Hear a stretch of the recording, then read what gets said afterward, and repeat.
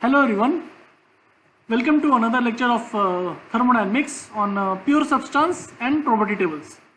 So basically we have discussed on properties of pure substance in a previous lecture.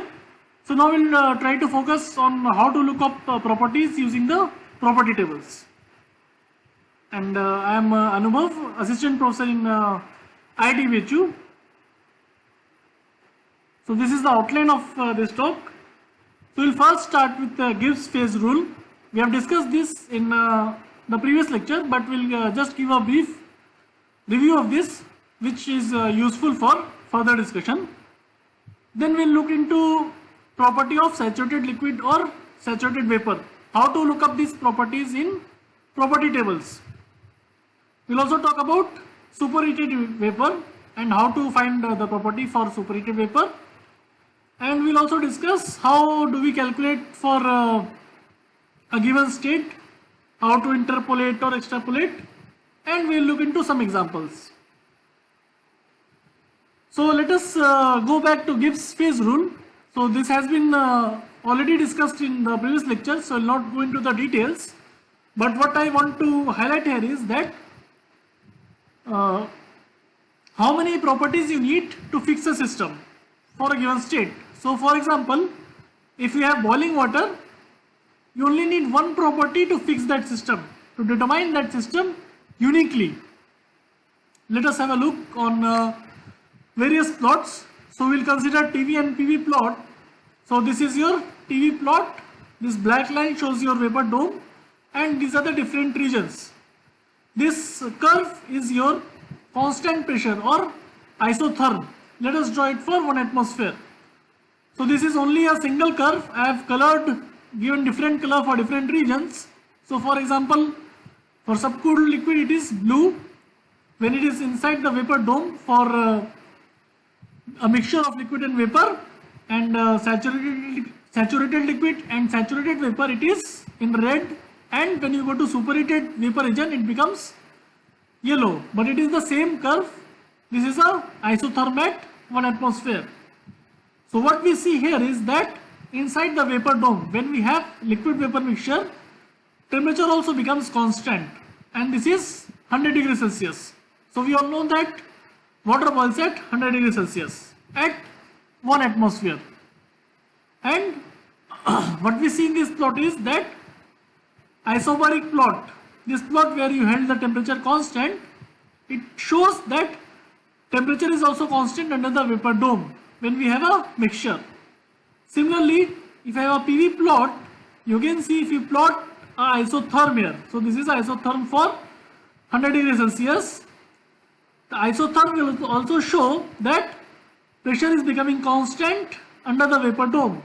Or again, when you have liquid plus vapor mixture, pressure will become constant for any isothermal line in a PV plot. So what we see from these plots is that both pressure and temperature remain constant till all the liquid is converted to vapor, or saturated liquid is completely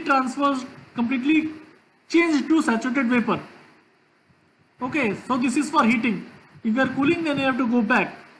So either case, till you have a liquid plus vapor mixture, your pressure and temperature both will become constant.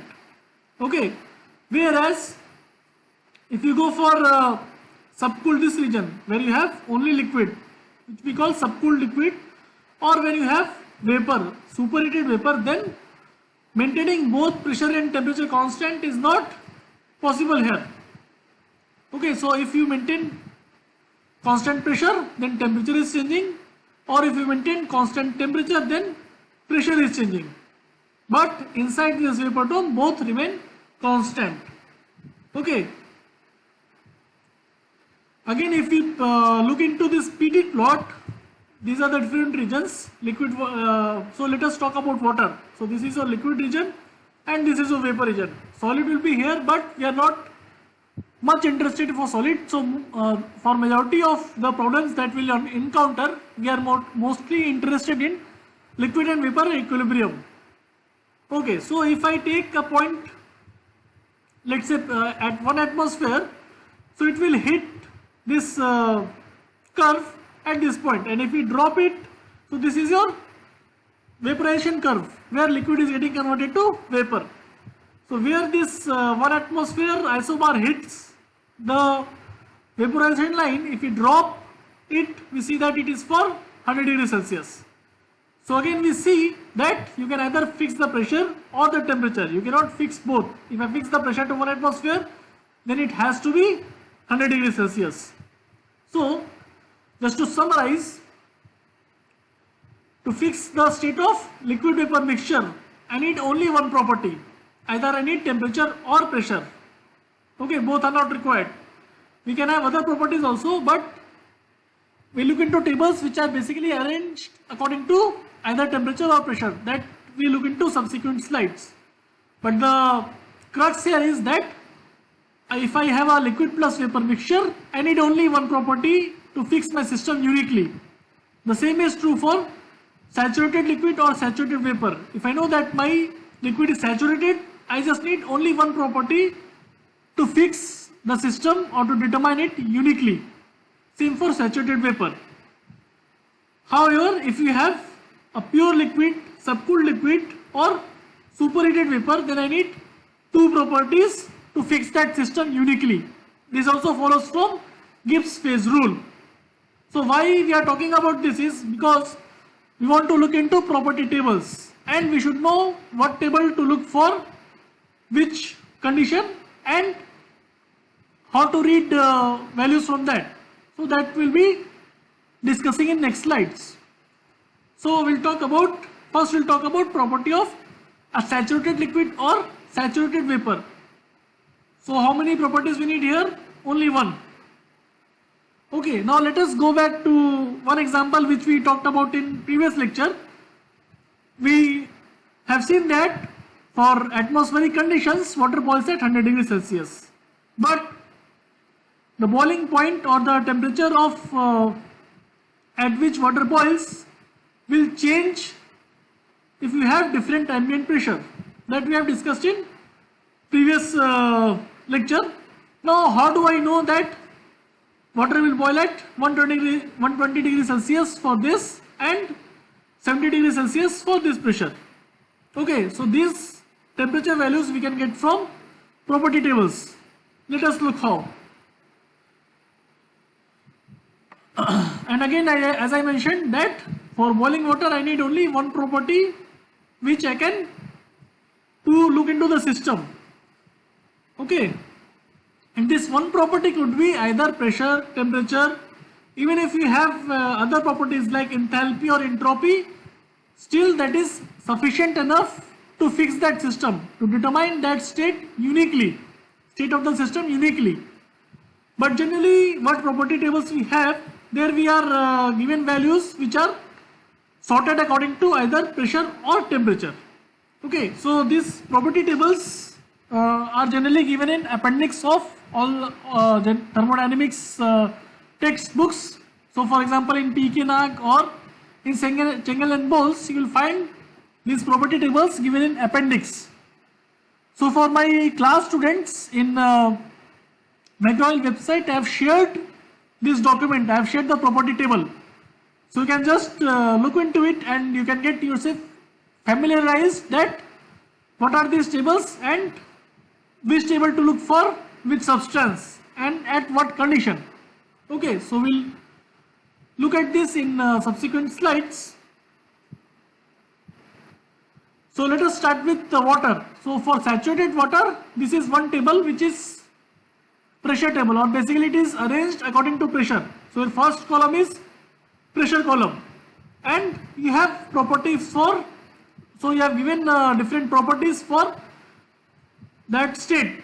So if I know, so for example for water, if I know that this is my pressure and temperature, this is my saturation temperature, I can determine specific volume, internal energy, enthalpy and entropy. Okay, and these values are given for saturated vapor and saturated liquid, and there is one more term that this is basically the difference of these two, Ug and Uf. If you subtract, you will get this value.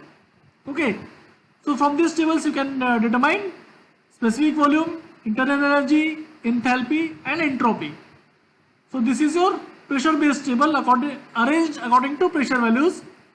Similarly, you have temperature table which is arranged according to temperature values. So the first column is for temperature. Now let us come to our example for boiling water. So you see that water is boiling at for 100 degrees Celsius. This is the saturation pressure and these are the various properties which is therefore saturated water. Okay, now moving on, let us take one example. Let's say I am just showing this in a PV plot and this is just I am just showing the curve under the PV dome. So this will extend outside of this, but I just want to focus here in the red region what I have shown in previous slides. Okay, so let us talk about common and simple example, boiling water.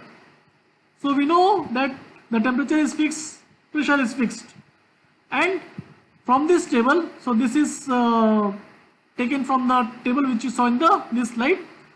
So from this table I know specific volume. What is the specific volume for saturated liquid, which is shown here? So this is VF, and we also have from the table we have VG, which is specific volume for saturated vapor, which is shown here. Okay, so these two are known. Now what if I want to have or I want to calculate any property at a given quality or a given mixture ratio of this? So for example, for 0.8 for a quality of 0.8, what is the specific volume? Suppose this is what I need to find. So how I will do that? So basically property of a mixture can be taken as weighted average of properties of liquid and vapor. Let us see how we can do that. So for mixture fraction of for vapor quality of 0.8, what we can take is when I say quality of 0.8, what it means is that 20% of it is liquid and 20% of it, 80% of it is vapor, Vg. So I take weighted average. I take both the properties and I take weighted average. Okay, so we get Vf and Vg from this table, and for x equal to 0.8, I can substitute these values of Vg and Vf in this equation, and this is the specific volume we can calculate. Okay, so this was about specific volume. What about other properties? So let us say I want to find what is the internal energy U for saturated liquid water at 100 degrees Celsius. What is the internal energy for saturated vapor, and also if I want to find for a mixture for quality 80%. So how I can find that?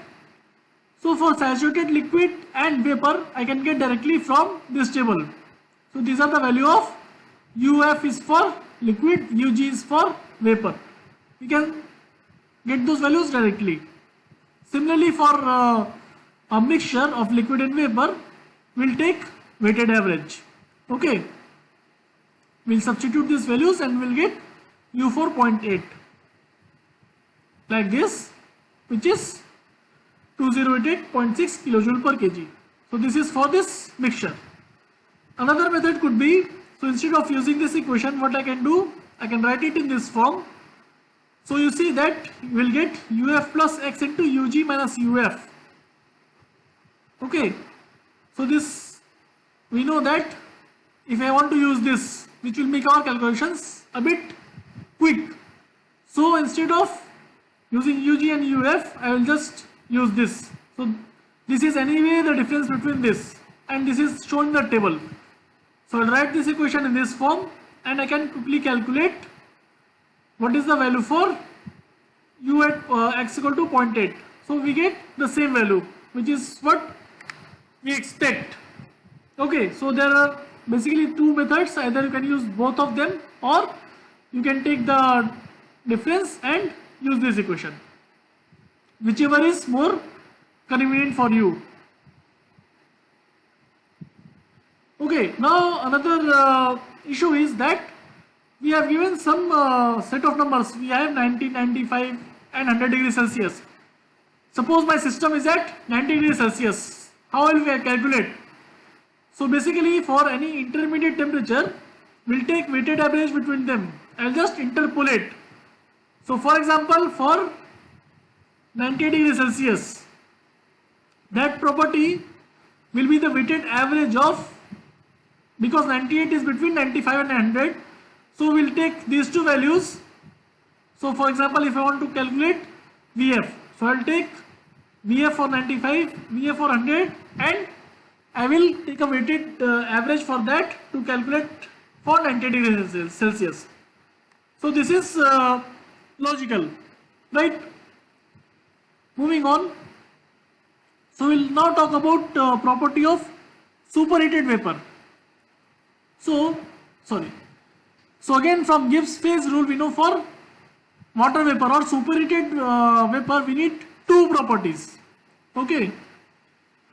So this is how a table looks, superheated table looks for water. So basically you have column arranged as per temperature.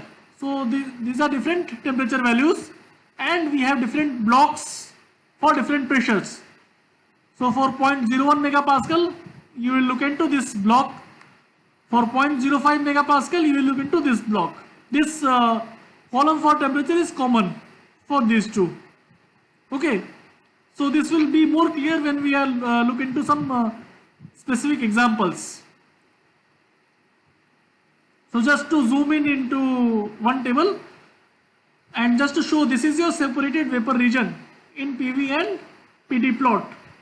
And if suppose I have a pressure of 0.2 megapascal, I can have different values as per this temperature, arranged according to this temperature. Okay. Now let us quickly look into some examples. So let us say till now we have only talked about water. For refrigeration cycles, you will come across this is a very popular refrigerant R134A. Okay. So let us say that we have given this refrigerant at 30 degrees Celsius and it is a saturated vapor. Okay. So the problem says that the specific volume gets double at constant temperature, and we need to find what is the initial and final specific volumes and what is the pressure. Okay, so this is the saturated refrigerant table. For saturated fluid, we are basically trying to look into R134A. Okay, and so this is similar to what we have seen for water. There is not much difference. So all the different substance will generally have the same format. Same values are listed here. What we have seen in water tables. So we are interested in 30 degrees Celsius saturated vapor. So we look into saturated, the table which shows for saturated properties, and then temperature 30 degrees Celsius. This is what. So we know that pressure, initial pressure is 770.64 kilopascal, and I get Vg for this. This is my Vg. Okay. Now the problem says that specific volume is doubled. What it means is that my V2 will be double of V1. So using this I can get V2. Okay. Now if you look at this PV plot, we are already at saturated vapor. Now if I increase my specific volume to double, so this is going to superheated vapor region. Now if you try to recall from Gibbs phase rule, for superheated region, to fix the state I need two properties. What are the two properties? I know that what is my specific volume, and the problem says that at constant temperature. Okay, so my temperature is fixed to 30 degrees Celsius and I know my V2. So I know the state of this system uniquely. It will be somewhere here. Okay, but I know the temperature and volume, so I can find that I can fix that system on property tables and I can obtain any property what is required from these tables. So now I will not look into saturated table. So remember the first state 1 I looked into saturated refrigerant. Now it is gone to superheated region, so I look into superheated table. This is also similar to what we have seen for water. So the entries are given in order of temperature. First column is for temperature, and we have different blocks for pressure values. Okay, so now what we need to do is we need to find that for this temperature where I will get this specific volume. So if you get exact match, that is the best, but that is not the case in general. In general, you have to approximate or interpolate. Now how will you interpolate? You look into values which are close to this. Okay, so if I scan this chart, scan this table, I can see that for this given volume and temperature, so my volume is 0.053296. So I get two blocks. One is for 0.4 megapascal and 0.5 megapascal, which are close to this. So I need to find P2, but my volume is in between these two at 30 degrees Celsius.